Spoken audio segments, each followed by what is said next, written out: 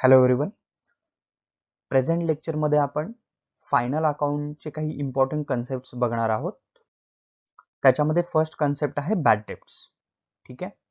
मग बॅड डेब्टचे काही standard formula आहे. तो फॉर्म्युला काही वेळेस प्रॉफिट अँड लॉस अकाउंटच्या डेबिट साईडला दिसतो आणि काही वेळेस प्रॉफिट अँड लॉस अकाउंटच्या क्रेडिटला दिसतो. ठीक आहे.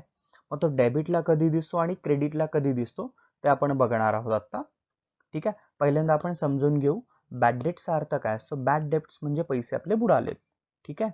आणि आरडीडीचं मिनिंग काय असतं बघा. बॅड डेब्ट्स म्हणजे काय, पैसे बुडालेत.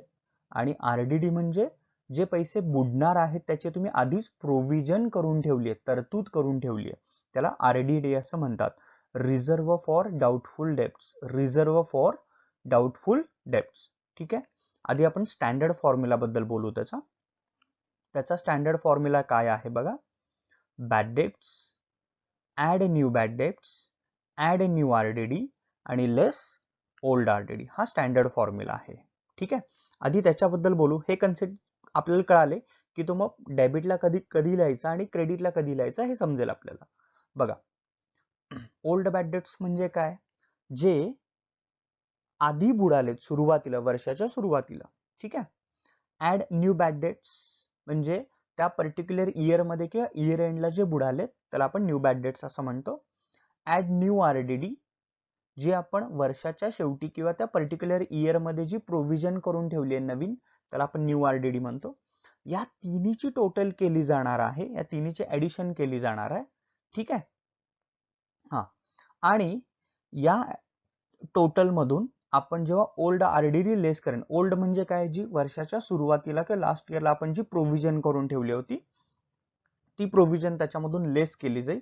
हा, आता बघा, जर old bad debts, new bad debts आणि न्यू आरडीडी या तिन्हीची जी टोटल आहे ती जर ओल्ड आरडीडी पेक्षा ग्रेटर असेल, ग्रेटर जास्त असेल, हा, तर तो फॉर्म्युला प्रॉफिट अँड लॉस अकाउंटच्या डेबिट साईडला दिसणार आहे. आणि जर old bad debts, new bad debts आणि न्यू आरडीडी या तिन्हीच्या टोटल पेक्षा जर ओल्ड आरडीडी ची व्हॅल्यू ग्रेटर असेल तर फॉर्म्युला तो प्रॉफिट अँड लॉस अकाउंटच्या क्रेडिटला दिसेल. मग तो कसा दिसेल, दिसतं बघा इथे आपल्याला. By old RDD less new RDD less new bad debts आणि लेस ओल्ड बॅड डेब्ट्स. ठीक आहे. बघा व्हॅल्यूज बघा. समजा फर्स्ट फॉर्म्युला बघा. तो आपल्याकडे ओल्ड बॅड डेब्ट्स होते 600, न्यू बॅड डेब्ट्स झालेत 400, न्यू प्रोव्हिजन आपण केले, न्यू आरडीडी प्रोव्हिजन 500. ठीक आहे. हा, मग बघा म्हणजे टोटल किती झालं आपल्याला लॉस होणार आहे, 1000. किती झाला बघा, 1500. ठीक आहे. हा, आणि आपल्याला ओल्ड प्रोव्हिजन आपण किती करून ठेवली आहे, जे बुडतील म्हणून आपण किती प्रोव्हिजन करून ठेवली आहे, 1000. ठीक आहे. मग एक्झॅक्टली आपला लॉस कितीचा आहे आता, 500चा आहे. बरोबर आहे का. 1500 नाही, 500चा आहे. म्हणजे एवढे पैसे आपले बुडणार आहेत ना. बघा, बुडणार आहेत किती, 1500. बॅड डेब्ट्स आणि आरडीडी दोन्ही मिळून किती बुडणार आहेत, 1500. त्याच्यामधून आपण प्रोव्हिजन किती करून ठेवली आहे सुरुवातीला, 1000ची. म्हणजे आपले नेट किती बुडणार आहेत बघा, नेट किती बुडणार आहेत, नेट लॉस किती होणार, 500चा. बरोबर आहे. म्हणून हा फॉर्म्युला प्रॉफिट अँड लॉसच्या डेबिटला दिसेल, जो स्टँडर्ड फॉर्म्युला आहे. पण ज्या वेळेस जेवढे आपले पैसे बुडणार आहेत त्याच्यापेक्षा जर प्रोव्हिजन जास्त असेल तर तो फॉर्म्युला प्रॉफिट अँड लॉस अकाउंटच्या क्रेडिट साईडला दिसेल. बघा, तर एक एक्झाम्पल मी दिलेलं आहे परत.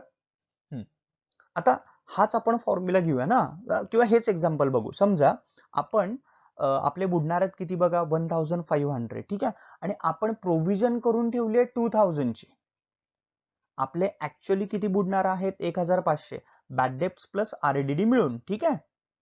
आणि आपण प्रोव्हिजन करून ठेवले 2000ची, म्हणजे याचा अर्थ आपला लॉस होणार आहे 1500 आणि आपण प्रोव्हिजन केले 2000ची.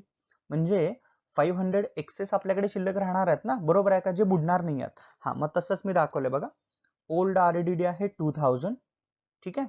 त्याच्यामधून न्यू आरडीडी 600 लेस झाले, न्यू बॅड डेब्ट्स 400 लेस झाले, ओल्ड बॅड डेब्ट्स 500 लेस झाले. बॅलन्स आला 500, हा प्रॉफिट अँड लॉस अकाउंटच्या क्रेडिटला दिसणार आहे. कळालं का बघा? डेबिटला कधी दिसणार आहे आणि क्रेडिटला. ठीक आहे. ओल्ड आरडीडीच्या व्हॅल्यूवरून ते डिसाइड होईल. ओल्ड आरडीडीच्या व्हॅल्यूवरून ते डिसाइड होईल की हा फॉर्म्युला प्रॉफिट अँड लॉसच्या डेबिटला कधी दिसणार आहे आणि क्रेडिटला. क्लिअर झालं का बघा? ओके. नेक्स्ट कन्सेप्ट आहे net amount receivable from debtors. Debtors तुम्हाला माहित आहे. डेटर्स म्हणजे कोण? ज्या पर्सनला आपण क्रेडिटवर गुड्स सेल करतो, ज्यांच्याकडून आपल्याला पैसे येणार आहेत, त्यांना आपण डेटर्स असं म्हणतो. बरोबर आहे? मग आपल्याला कॅल्क्युलेट काय करायचं आहे? हा स्टँडर्ड फॉर्म्युला आहे, याच्यामध्ये काही चेंजेस होऊ शकतात. Net amount receivable from debtors म्हणजे डेटर्स कडून तुम्हाला नेट किती अमाऊंट रिसिवेबल आहे हे आपण कॅल्क्युलेट करतो आता. ठीक आहे. हे कसं कॅल्क्युलेट केलं जाईल बघा. पहिल्यांदा डेटर्सची व्हॅल्यू घेतली जाणार आहे. त्याच्यामध्ये ऍड काय होऊ शकतं? अनरेकॉर्डेड सेल म्हणजे काय? आपण काही ऍडिशनल सेल केलेलं आहे क्रेडिट बेसिसवर, क्रेडिट कॅश नाही, क्रेडिट बेसिसवर, आणि आपण तो रेकॉर्डच केलेला नाही, मग आपण तो रेकॉर्ड करतो. बघा, फर्स्ट इफेक्ट आपण सेल्स मध्ये ऍड करतो, आणि दुसरा ज्या व्यक्तीला आपण तो सेल केलेला आहे, ज्याच्याकडून आपल्याला पैसे येणार आहेत, आपण कोणाला सेल केलेला आहे? डेटर्सला. बरोबर आहे? मग डेटर्सला आपण सेल केलं असेल तर डेटर्स कडून जे आपल्याला कॅश येणार आहे, रिसिवेबल आहे, ती काय होणार आहे? इन्क्रीज. म्हणून आपण डेटर्स मध्ये ऍड केलं. त्यानंतर बिल्स रिसिवेबल डिसऑनर्ड. बरोबर आहे? म्हणजे जे आपण बिल ड्रॉ केलं होतं, जे बिल्स रिसिवेबल होते, आपल्याला बिलाचे जे पैसे यायचे आहेत, त्यातले काही बिल डिसऑनर झाला असेल, कॅन्सल झाला असेल, तर आपण काय करतो? बिल्स रिसिवेबल मधून लेस करतो आणि सेकंड इफेक्ट डेटर्स मध्ये ऍड करतो. तर याचं रिझन का? रिझन काय आहे बघा. तर बिलामधून तुम्हाला काही अमाऊंट आता रिसिव्ह होणार नाही, रिसिवेबल नाही आहे, पण ज्या पर्सनवर तुम्ही बिल ड्रॉ केलं होतं, कोणावर? डेटर्सवर, ज्याला तुम्ही क्रेडिटवर सेल केलेला आहे, तो तुम्हाला ती कॅश देणार आहे. बिल कॅन्सल झालेला आहे, ठीक आहे, बिलामधून तो कोणतीही अमाऊंट तुम्हाला देणार नाही, पण त्याच्याकडून जी टोटल रिसिवेबल अमाऊंट आहे डेटर कडून, ती अमाऊंट काय होणार आहे? इन्क्रीज. म्हणून आपण ते डेटर्स मध्ये ऍड केले. त्यानंतर ड्रॉइंग्स ट्रीटेड ॲज सेल्स. समजा काही ड्रॉइंग्स असतील आणि तुम्ही ते सेल्स असं ट्रीट केलं असेल, मग आपण सेल्स म्हणल्यावर नॉर्मली डेटर्स मध्ये ऍड करतो ना, म्हणून ते लेस केलं. ठीक आहे. हे एक बेसिक स्टँडर्ड फॉर्म्युला आहे, याच्यामध्ये काही चेंजेस होऊ शकतात. ठीक आहे, ऍज पर ऍडजस्टमेंट. त्यानंतर काय लेस होतं बघा त्याच्यामधून? परत बॅड डेट्स लेस होतं. ठीक आहे, जे पैसे बुडालेत, बॅड डेट्स लेस होतात. ठीक आहे. मग बॅड डेट्स लेस झाल्यानंतर मग त्याच्यातून काय लेस होते? RDD, reserve for doubtful debts. बघा, ओरिजिन तुम्हाला रिसिवेबल किती होते डेटर्स कडून? 15,000. अनरेकॉर्डेड 5,000 ऍड केले. बिल्स रिसिवेबल डिसऑनर्ड 5,000 ऍड केले. जे ड्रॉइंग सेल्स तुम्ही रॉंगली रेकॉर्ड केलं होतं ते लेस केलं 2,000. त्यानंतर बॅड डेट्स 3,000 लेस केले. आता तुम्हाला आफ्टर बॅड डेट्स किती अमाऊंट रिसिवेबल आहे? 20,000. ठीक आहे. आता तुम्हाला त्यांनी आरडीडी सांगितले 5%. आरडीडी म्हणजे काय? Reserve for doubtful debts. आता तुम्हाला डेटर्स कडून 20,000 रिसिवेबल आहेत. 20,000 रिसिवेबल आहेत, पण तरीही तुम्हाला वाटतं की त्याच्यातले 5% अमाऊंट तुम्हाला मिळणार नाही, म्हणून तेवढे तुम्ही बाजूला काढून ठेवता, लॉस दाखवता, प्रोव्हिजन करता. ठीक आहे. मग आपण 20,000 वर 5% आरडीडी कॅल्क्युलेट केले, 1,000 झाली आहे. ते लेस केले ना, कारण डेटर्सची अमाऊंट डिक्रीज होणार ना, बॅड डेट्स झाला तरी पण डिक्रीज होणार आहे, कारण लॉस झाला, आणि आरडीडी पण लॉस झाला ना, कारण तेवढी अमाऊंट आपण बाजूला काढून ठेवली आहे की मिळणार नाही असं गृहीत धरून. त्यानंतर डिस्काउंट पण येऊ शकतं. आता समजा ज्या पर्सन कडून आपल्याला कॅश रिसिवेबल आहे, त्याला आपण म्हणू शकतो की आम्ही तुम्हाला डिस्काउंट देतो जर तुम्ही आम्हाला कॅश त्या टाइमच्या आधी दिली आहे तर. ठीक आहे. मग समजा आपण डेटर्सला डिस्काउंटही देऊ शकतो. मग समजा डिस्काउंट किती आहे? एक्झाम्पल 2%. ठीक आहे. हा डिस्काउंट कोणत्या व्हॅल्यूवर चार्ज केला जाईल बघा? 20,000 मधून आपण आरडीडी 1,000 लेस करणार आहे. 19,000 आपल्याला नेट रिसिवेबल आहेत, त्याच्यामधून अगेन डिस्काउंट लेस केला जाईल 2%. 19,000 वर 2%, 380. ठीक आहे. तेवढा लेस केल्यानंतर आता तुम्हाला net amount receivable from debtors मिळेल 18,620. कळालं का बघा? हा एक बेसिक स्टँडर्ड फॉर्म्युला आहे. ऍज पर ऍडजस्टमेंट हा चेंज होऊ शकतो. फक्त एवढंच लक्षात ठेवा की बॅड डेट्स आणि आरडीडी हे शेवटी कॅल्क्युलेट करावं लागतं. ठीक आहे. नेक्स्ट कन्सेप्ट आहे net amount payable to creditors. बघा, क्रेडिटर्स म्हणजे कोण? क्रेडिटर्स म्हणजे का? क्रेडिटर म्हणजे कोण? ज्या पर्सन्स कडून आपण क्रेडिटवर रॉ मटेरियल परचेस केलेलं आहे, ज्या पर्सन्स कडून आपण क्रेडिटवर उधारीवर रॉ मटेरियल घेतलेलं आहे, ज्यांना आपण पैसे देणार आहोत त्यांना क्रेडिटर्स असं म्हणतात. ठीक आहे. मग क्रेडिटर्सला नेट अमाऊंट पेएबल कसं कॅल्क्युलेट करायचं, त्याचा पण एक बेसिक स्टँडर्ड फॉर्म्युला आहे. जी काही क्रेडिटरची व्हॅल्यू दिली असेल त्याच्यामध्ये ऍड काय करायचं बघा, अनरेकॉर्डेड परचेसेस. म्हणजे काय, तुम्ही ऍडिशनल काही परचेस केलाय पण तो रेकॉर्ड केलेला नाही आहे, बरोबर आहे? अरे रेकॉर्ड तर करावं लागणार आहे.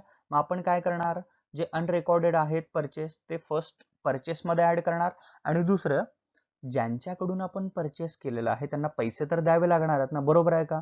मग आपण कोणाकडून परचेस केलेलं आहे? क्रेडिटर्स. मग क्रेडिटर्सना जर आपण अमाऊंट आणखी देणार असेल तर त्यांची अमाऊंट काय होणार आहे? इन्क्रीज होणार आहे ना, वाढणार. म्हणून आपण क्रेडिटर्स मध्ये ऍड केले. त्यानंतर बिल्स पेएबल डिसऑनर्ड. जसं बिल्स पेएबल म्हणजे काय, जे बिलाचे पैसे आपण देणार आहोत, ठीक आहे, ते डिसऑनर्ड किंवा कॅन्सल झालं असेल तर काय होतं, आपण बिलामधून काही अमाऊंट देणार नाही. बघा, थ्रू बिल आपण काही अमाऊंट पे करणार नाही, पण ज्या पर्सनचे आपण पैसे देणार आहोत म्हणजे क्रेडिटर, ते पैसे आपल्याला द्यावेच लागणार आहेत. ठीक आहे. म्हणून जे काही बिल्स पेएबल डिसऑनर झाला असेल ते अगेन क्रेडिटर्स मध्ये ऍड होईल. आणि नंतर काय लेस होईल बघा, शेवटी डिस्काउंट. मग आता ज्या पर्सनला आपण पैसे देणार आहे क्रेडिटरला, तो आपल्याला डिस्काउंट देऊ शकतो. ठीक आहे. मग त्याने जर आपल्याला डिस्काउंट दिला तर आपण जी पेएबल अमाऊंट आहे, आपण जे पैसे त्यांना देणार आहे ते काय होतील बघा, डिक्रीज होतील. म्हणून डिस्काउंट लेस करणार आपण, आणि त्यानंतर जी व्हॅल्यू मिळणार आहे त्याला आपण काय म्हणणार आहे, net amount payable to creditors. जी नेट अमाऊंट आपण क्रेडिटर्सला पे करणार आहे. क्लिअर झालं? नेक्स्ट कन्सेप्ट आहे calculation of amount of depreciation. Normally depreciation कसं कॅल्क्युलेट केलं जातं बघा. ठीक आहे. बघा, फिक्स्ड ऍसेटची व्हॅल्यू जी काही तुम्हाला दिली असेल त्याच्यामध्ये ऍड काय होतं बघा, ऍडिशनल परचेस जे काही आपण घेतलं असेल नवीन, त्याच्यानंतर हा एक बेसिक स्टँडर्ड फॉर्म्युला झाला. लेस काय होतं, सेल्स ड्युरिंग द इयर, जो तुम्ही सेल केला असेल, आणि नंतर मग शेवटी डेप्रिसिएशन लेस होतं. तर हे डेप्रिसिएशन कसं कॅल्क्युलेट केलं जातं बघा, साईडला बघा, पर्सेंटेज, जे काही पर्सेंटेज दिले असतील ऑन जी काही अमाऊंट असेल ती, percentage on rupees what ever amount असेल ती फॉर 12 मंथ्स. हा, आता हे कसं येतं बघा, आधी तुम्ही 12 मंथचं डेप्रिसिएशन कॅल्क्युलेट करणार. मग सर हे 12 मंथचं कशावर कॅल्क्युलेट करणार आहे बघा, आपण जी ऍसेट लास्ट इयर पासून करंट इयर पर्यंत तुम्ही यूज करता, किंवा जेव्हा इयर स्टार्ट होतं 1 एप्रिल पासून 31 मार्च पर्यंत, 1 एप्रिल पासून 31 मार्च पर्यंत कंप्लीट 12 मंथ्स तुम्ही जी ऍसेट यूज केली त्याच्यावर 12 मंथचं डेप्रिसिएशन चार्ज होईल. त्यानंतर percentage on rupees for 9 months. आता हे सर 9 मंथचं काय आहे? अरे समजा तुम्ही आता इथे सांगितलं ना ऍडिशनल परचेस, तुम्ही एखादी ऍसेट परचेस केली असेल, किंवा असंही होऊ शकतं, समजा तुम्ही ऍसेट घेतली कधी 1 एप्रिलला, ठीक आहे, आणि तुम्ही ती ऍसेट सेल केली आहे 31 डिसेंबरला. बघा, तुम्ही ती ऍसेट घेतली आहे कधी 1 एप्रिलला, ठीक आहे, आणि तुम्ही ती सेल कधी करताय 31 डिसेंबर. मग 31 डिसेंबरला जर तुम्ही सेल करत असेल तर याचा अर्थ 9 मंथ्स तुम्ही यूज केले ना. बघा, जेवढे मंथ आपण ते ऍसेट यूज करतो तेवढंच डेप्रिसिएशन चार्ज होणार आहे. मग आपण 9 मंथचं डेप्रिसिएशन चार्ज करू जे ऍसेट आपण सेल करतोय. त्यानंतर 3 मंथचं डेप्रिसिएशन, त्यासाठी अगेन व्हॅल्यू चेंज होईल. मग 3 मंथचं कसं काय बघा, अरे तुम्ही करंट इयरला समजा ऍडिशनल काही परचेस केला असेल, आपलं इयर नॉर्मली क्लोज होतं 31 मार्चला, पण समजा तुम्ही 1 जानेवारीला जर तुम्ही काही एखादी नवीन ऍसेट बाय केली असेल, नवीन ऍसेट परचेस केली असेल, तर जानेवारी, फेब्रुवारी, मार्च 3 मंथचं डेप्रिसिएशन कॅल्क्युलेट होईल. ठीक आहे. मग हे जर सेपरेट जेव्हा असेल एखाद्या प्रॉब्लेम मध्ये, 12 मंथची ऍसेट वेगळी असेल, सेल केलेली ऍसेट वेगळी दिली असेल, परचेसची डेट वेगळी, तेव्हा तुम्हाला हे सेपरेट कॅल्क्युलेट करावं लागणार. ठीक आहे. हा, हे कॅल्क्युलेशन केल्यानंतर तुम्हाला टोटल डेप्रिसिएशन मिळेल. हे डेप्रिसिएशन तुम्ही या स्टँडर्ड फॉर्म्युला मधून शेवटी लेस करणार. कळालं का बघा? मग तुम्हाला काय मिळेल हे केल्यानंतर, ऍसेटची नेट व्हॅल्यू तुम्हाला मिळेल. क्लिअर झालं का बघा? फिक्स्ड ऍसेटची जी काही ओरिजिनल व्हॅल्यू आहे त्याच्यामध्ये ऍडिशनल परचेस ऍड करणार, आपण सेल्स केला असेल तर लेस करणार, आणि अगेन डेप्रिसिएशन लेस करणार. तुम्हाला ऍसेटची नेट व्हॅल्यू मिळून जाईल. नेक्स्ट आहे commission allowed to manager or partner on net profit. बघा आता त्या बिझनेसमध्ये मग सोल ट्रेडिंग असेल, पार्टनरशिप किंवा कोणताही असेल, जे पार्टनर्स आहेत, मॅनेजर्स आहेत, त्यांना कमिशन दिलं जातं. ठीक आहे. मग हे कमिशन आपण कशा कशावर देतो बघा. ग्रॉस प्रॉफिटवर कमिशन दिलं जातं. मग जिथं तुम्हाला पहिल्यांदा आधी ग्रॉस प्रॉफिट कॅल्क्युलेट करावं लागणार आहे आणि हे कॅल्क्युलेट केल्यानंतर तुम्ही डायरेक्ट जेवढा ग्रॉस प्रॉफिट असेल त्याच्यावर तुम्ही तो पर्सेंटेज कॅल्क्युलेट करू शकता कमिशन. किंवा तुम्हाला डायरेक्ट ते व्हॅल्यू देतील, एवढे व्हॅल्यू तुम्हाला कमिशन द्यायचं आहे. और सेल्सवर सांगू शकतील तुम्हाला, जेवढा सेल झालेला आहे त्याच्यावर तुम्हाला कमिशन द्यायचं आहे त्या पार्टनरला किंवा मॅनेजरला. ठीक आहे. समजा तुम्ही जर मॅनेजरला किंवा दुसऱ्या कोणत्या एम्प्लॉईला कमिशन देणार असेल तर त्याचा फर्स्ट इफेक्ट जातो प्रॉफिट अँड लॉस अकाउंटच्या डेबिट साईडला, कारण एक्सपेंडिचर आहे, आणि दुसरा जातो बॅलन्स शीटच्या लायबिलिटी साईडला, कारण तो काय करायचा आहे, पे करायचा आहे. जर तुम्ही मॅनेजर किंवा कोणत्याही एम्प्लॉईला देत असाल कमिशन, मग ते कशावरही असेल, तर त्याचा first effect profit and loss अकाउंटच्या डेबिटला जाईल आणि दुसरा इफेक्ट बॅलन्स शीटच्या लायबिलिटी साईडला. पण हेच कमिशन जर तुम्ही पार्टनरला देत असाल, बिझनेस पार्टनरला देतं, तर फर्स्ट इफेक्ट जाणार आहे प्रॉफिट अँड लॉस अकाउंटच्या डेबिट साईडला आणि दुसरा इफेक्ट कॅपिटल अकाउंटच्या क्रेडिट साईडला. बरोबर आहे, कारण ते पार्टनरला काय आहे, रिसिवेबल आहे, मिळणार आहे म्हणून. फर्स्ट इफेक्ट जाणार आहे बॅलन्स शीटच्या प्रॉफिट अँड लॉस अकाउंटच्या डेबिट साईडला आणि दुसरा इफेक्ट कॅपिटल अकाउंटच्या क्रेडिट साईडला. ठीक आहे. बघा मग आज कशावर सांगितलंय त्यांनी तुम्हाला, कमिशन अलाउड टू मॅनेजर और पार्टनर ऑन नेट प्रॉफिट. जेव्हा तुम्हाला नेट प्रॉफिटवर कमिशन द्यायला सांगतात क्वेश्चन मध्ये, ठीक आहे, तेव्हा तुम्हाला या फॉर्म्युला प्रमाणे करायचं आहे. बघा फर्स्ट काय सांगितलंय, if it is on net profit charging such commission. बरोबर आहे. किंवा बघा इथे एक वर्ड राहिलेला आहे, if it is on net profit before charging such commission आहे. बिफोर चार्जिंग सच कमिशन असं सांगितलं असेल तर हा स्टँडर्ड फॉर्म्युला तुम्हाला अप्लाय करायचा आहे कमिशन कॅल्क्युलेट करण्यासाठी. काय फॉर्म्युला बघा, commission is equal to net profit, जो तुम्ही नेट प्रॉफिट कॅल्क्युलेट करणार आहे. आणि हे बघा, जेव्हा तुम्हाला नेट प्रॉफिटवर कमिशन सांगतात तेव्हा तुम्ही profit and loss account close करायचा आहे, पण जो नेट प्रॉफिट येतो तो वर्किंग नोटला घ्यायचा आहे, फायनल तिथे लिहायचा नाही प्रॉफिट अँड लॉस अकाउंटच्या डेबिट साईडला. कारण तो प्रॉफिट अँड लॉस अकाउंटच्या डेबिट साईडला तुम्ही जो नेट प्रॉफिट लिहिणार आहे तो कमिशन लेस केल्यानंतरचा लिहायचा आहे. ठीक आहे. पण कमिशन कॅल्क्युलेट करण्यासाठीचा जो नेट प्रॉफिट आहे तो तुम्ही काय करणार आहे बघा, सिम्पली तुम्ही ट्रेडिंग अकाउंट क्लोज केलं, ट्रेडिंग अकाउंट मधून जो ग्रॉस प्रॉफिट मिळाला तो तुम्ही प्रॉफिट अँड लॉस अकाउंटच्या क्रेडिट साईडला ट्रान्सफर केला. प्रॉफिट अँड लॉस अकाउंटची क्रेडिट साईड क्लोज केल्यानंतर डेबिट साईडला तुम्हाला नेट प्रॉफिट मिळणार आहे, तो तिथे न लिहिता तो तुम्ही वर्किंग नोटला लिहिणार.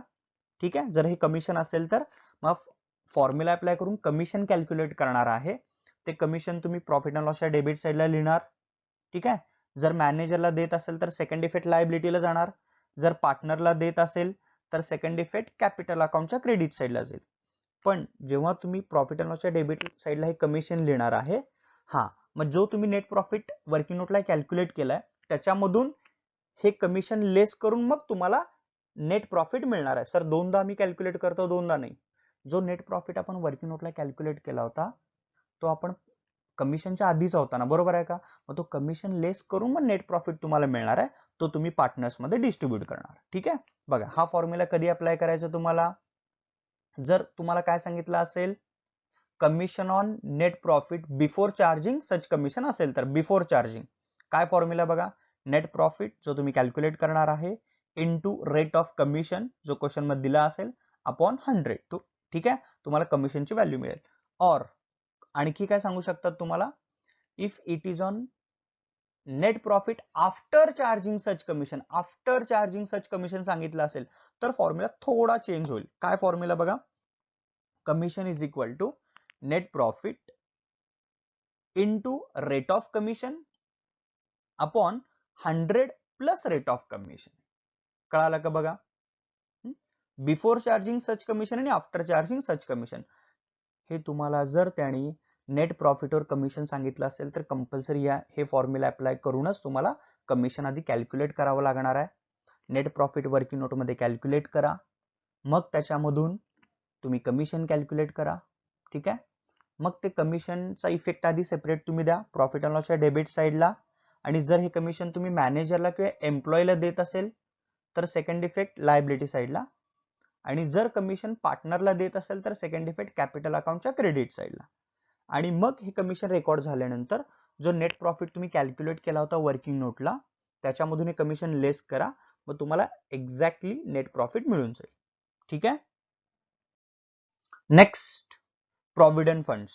ठीक आहे. बघा प्रॉव्हिडंट फंड्स नॉर्मली कसं होतं, प्रॉव्हिडंट फंड्स एम्प्लॉई ज्या कंपनीमध्ये एम्प्लॉई काम करतो त्याच्या फ्युचर नीड्ससाठी भविष्यातल्या काही गरजांसाठी काही पैसे साठवून ठेवले जातात त्याच्या सॅलरी मधून. ठीक आहे. त्याला आपण प्रॉव्हिडंट फंड असं म्हणतो. आपण फार डिटेलमध्ये जाणार नाही आता.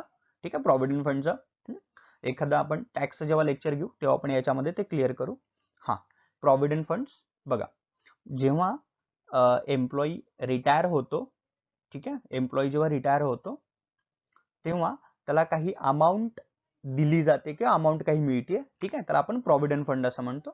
मग नॉर्मली प्रॉव्हिडंट फंड कुठून काढलं जातं, तर त्याला जी सॅलरी दिली जाते की त्याला जो पगार दिला जातो त्याच्यामधून प्रॉव्हिडंट फंडचे पैसे बाजूला काढले जातात. मग आता पॉइंट्स काय काय आणि इफेक्ट कुठं जाईल बघा. फर्स्ट प्रॉव्हिडंट फंड बघा, सॅलरी कोण देतं, बिझनेस एम्प्लॉईला सॅलरी देतो, बरोबर आहे. मग जेव्हा तो सॅलरी देतो तेव्हाच बिझनेस काय करतोय, प्रॉव्हिडंट फंड साठी त्याच्या सॅलरी मधून पैसे बाजूला काढून ठेवतो. बघा, त्याच्या सॅलरी मधून प्रॉव्हिडंट फंड साठी बिझनेस पैसे बाजूला काढून ठेवतो. ठीक आहे.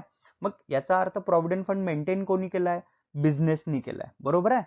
त्याच्या सॅलरी मधून बाजूला पैसे काढून ठेवलेत आणि मेंटेन कोणी केलाय, बिझनेसनी. पण त्यांना सर्टन इयर्स नंतर हे पैसे कोणाला रिटर्न द्यायचेच आहेत, एम्प्लॉईला द्यायचे आहेत, बरोबर आहे का. म्हणजे प्रॉव्हिडंट फंड ही बिझनेसची ऍसेट नाही होणार आहे, काय होणार आहे, लायबिलिटी. कारण पैसे एम्प्लॉईचे आहेत आणि त्यांनाच हे पैसे परत करायचे आहेत, बरोबर आहे. त्यामुळे प्रॉव्हिडंट फंड जाणार आहे बॅलन्स शीटच्या लायबिलिटी साईडला. सेकंड आहे प्रॉव्हिडंट फंड इन्व्हेस्टमेंट. आता कसं होतं, बिझनेसमध्ये जे प्रॉव्हिडंट फंडचे पैसे बिझनेसने काढून ठेवलेत सॅलरी मधून, ते फंड बिझनेस काय करू शकतं, बाहेर इन्व्हेस्ट करू शकतं कुठंही. ठीक आहे. मग जे प्रॉव्हिडंट फंड इन्व्हेस्टमेंट आहे ती जाणार आहे बॅलन्स शीटच्या ऍसेट साईडला, कारण प्रॉव्हिडंट फंडचे पैसे बिझनेसनी काय केलेत, इन्व्हेस्ट केलेत म्हणून. ठीक आहे. त्यानंतर प्रॉव्हिडंट फंड कॉन्ट्रीब्युशन. आता प्रॉव्हिडंट फंड कॉन्ट्रीब्युशनचं मिनिंग काय बघा, जसं बिझनेस एम्प्लॉईच्या सॅलरी मधून काही फंड बाजूला काढून ठेवतो, तसंच बिझनेस काय करतो, जेवढे पैसे एम्प्लॉईच्या सॅलरी मधून प्रॉव्हिडंट फंडला ट्रान्सफर केलेत तेव्हा काही पैसे किंवा काही फंड बिझनेस स्वतः त्या प्रॉव्हिडंट फंड अकाउंट मध्ये ट्रान्सफर करतात. कोणाच्या प्रॉव्हिडंट फंड अकाउंट मध्ये, एम्प्लॉईच्या. त्यालाच प्रॉव्हिडंट फंड कॉन्ट्रीब्युशन असं म्हणलेलं आहे. म्हणजे कॉन्ट्रीब्युशन कोणी केलेलं आहे, बिझनेसनी केलेलं आहे, बरोबर आहे का. मग जर बिझनेस कॉन्ट्रीब्युट करत असेल तर तो बिझनेसचा काय आहे, एक्सपेंडिचर आहे. काय आहे, एक्सपेंडिचर. म्हणून प्रॉव्हिडंट फंड कॉन्ट्रीब्युशन कुठे जाणार आहे, प्रॉफिट अँड लॉस अकाउंटच्या डेबिट साईडला. आणि last interest on provident fund investment. हे व्यवस्थित बघा, interest on provident fund investment. बघा, प्रॉव्हिडंट फंड इन्व्हेस्टमेंट आपण ऍसेट साईडला लिहिलेलं आहे आणि त्याच्यावर इंटरेस्ट मिळालाय. मग बघा, काही मुलं काय करतात, चुकून हे प्रॉफिट अँड लॉस अकाउंटच्या क्रेडिट साईडला रेकॉर्ड करतात. सर इंटरेस्ट मिळाला, इन्कम झालाय. अरे पण इंटरेस्ट तुम्हाला कशावर मिळालेला आहे, बघा, प्रॉव्हिडंट फंड इन्व्हेस्टमेंट. ठीक आहे. सर इन्व्हेस्टमेंटवर इंटरेस्ट मिळालाय. अरे पण हे जे तुम्ही फंड इन्व्हेस्ट केलाय, हे फंड कोणता आहे, प्रॉव्हिडंट फंड. आणि प्रॉव्हिडंट फंड हे पैसे कोणाचे आहेत, एम्प्लॉईचे आहेत, बरोबर आहे का. मग एम्प्लॉईचे पैसे जर तुम्ही इन्व्हेस्ट केला असेल आणि त्याच्यावर तुम्हाला काही रिटर्न्स मिळाला असेल तर त्या रिटर्न्सवर राईट पण कोणाचा आहे, एम्प्लॉईचा आहे, बरोबर आहे.